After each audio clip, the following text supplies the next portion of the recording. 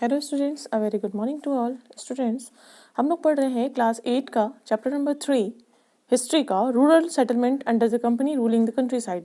हम लोगों ने पिछले वीडियो में परमानेंट सेटलमेंट एंड उसकी merits, demerits and Ryotwari system merits demerits पढ़ा। अब हम बात करेंगे महलवारी सिस्टम की। ये महलवारी सिस्टम क्या था? Students, the word Mahalwari is derived from the Hindi word Mahal, which means house, district, neighborhood और quarter. ठीक है, महलवारी सिस्टम को इंट्रोड्यूस किया था किसने? हॉल्ट मैकनेजी इन 1822 में। It covers the states of Punjab, Awadh and Agra, parts of Odisha and Madhya Pradesh. The Britishers use land to control the entire revenue system, strengthening the economic conditions in India. ये clear हुआ?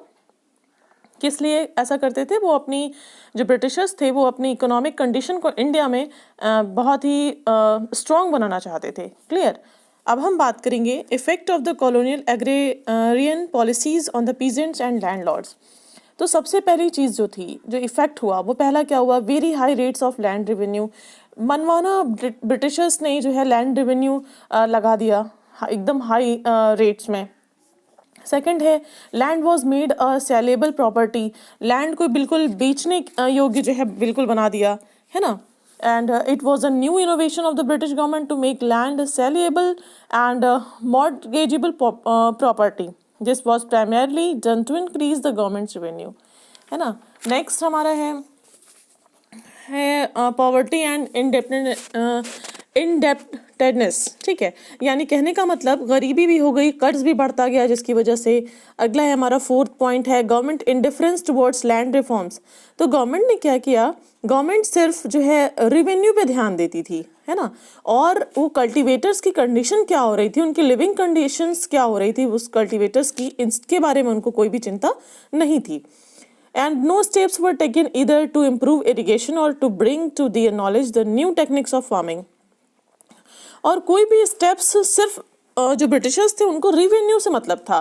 कोई भी ऐसे स्टेप नहीं लिए जा रहे थे जिससे कि इरिगेशन स्कीम अच्छी हो और वो जो फार्मर्स हैं उनको कुछ टेक्निक्स ऑफ फार्मिंग बताई जाए, ऐसा कुछ नहीं था. उनको सिर्फ रेवेन्यू से मतलब था, जिसकी वजह से धीरे धीरे जो ज़मीन थी वो बिल्कुल जो है मतलब एक बैरन लैंड की तरह होती चली गई. क्यों? क्योंकि उस पर इंडिगो और कमर्शियल पर्पस से इन लोगों ने, ब्रिटिशर्स ने इंडिगो एंड बहुत सारी चीज़ें ऐसी, अफीम, है ना, ऐसी ओपियम, ऐसी सारी चीज़ें उगाना शुरू कर दिया, जिसकी वजह से जो लैंड थी वो बैरन हो गई.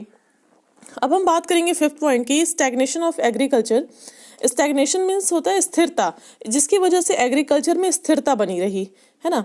एंड क्या हुआ कि government neglect of agriculture reforms, agriculture को सुधारा कैसे जाए, उसको और अच्छा कैसे बनाया जाए, इसके बारे में कोई ध्यान नहीं दिया, जिसकी वजह से एग्रीकल्चर को लेकर के एक बहुत ही डिजास्टरस रिजल्ट आया, which was already under the pressure because of the ruin of Indian trade and craft. एक तो इंडियन ट्रेड और क्राफ्ट वो भी बर्बाद हो रहा था, तो इस वजह से स्टैग्नेशन ऑफ एग्रीकल्चर यानी स्थिरता बनी रही. अब हम बात करेंगे growth of commercial crops for Europe के बारे में.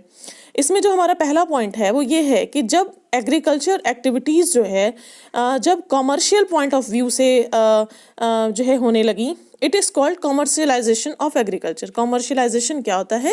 कमर्शियल क्रॉप्स या कमर्शियलाइजेशन वो होता है कि जब खेती जो है बेचने के पर्पज से यानी व्यापार के पर्पज से की जाए तो उसको हम लोग कमर्शियलाइजेशन कहते हैं. ठीक है, तो पहला क्या है एग्रीकल्चर यानी कमर्शियलाइजेशन बहुत ज़्यादा होने लगा एग्रीकल्चर का.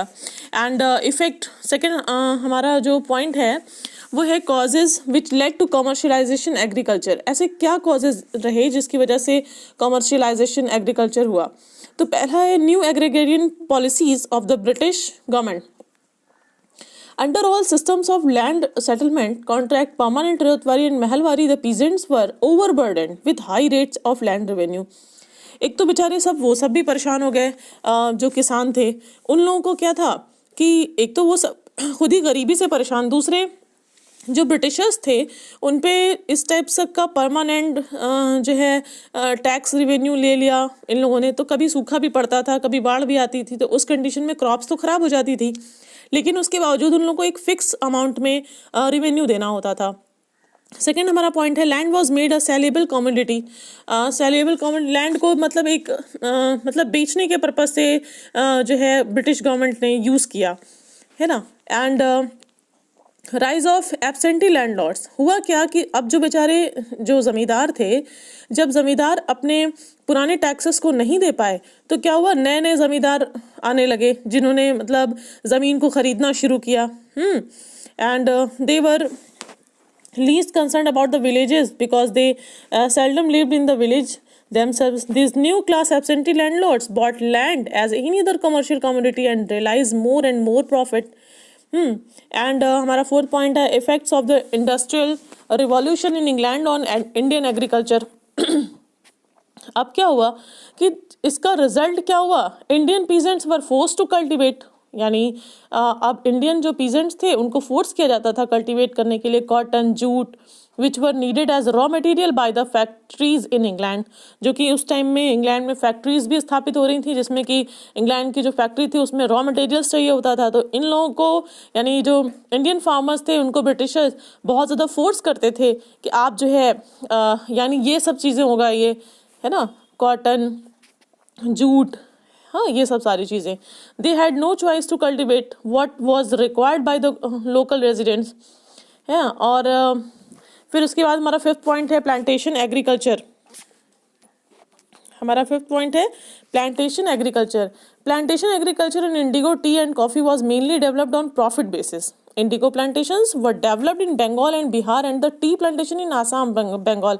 अब देखिए इंडिगो प्लांटेशन ये डेवलप कराने लगे, यानी ये जो है उगाने लगे कहाँ पे, बंगाल में फार्मर्स को फोर्स करके, बिहार में, और टी प्लांटेशन आसाम में, बंगाल में, साउथ इंडिया में, है ना, hills of the Himachal Pradesh, यहाँ पर ये जो है उगाने लगे।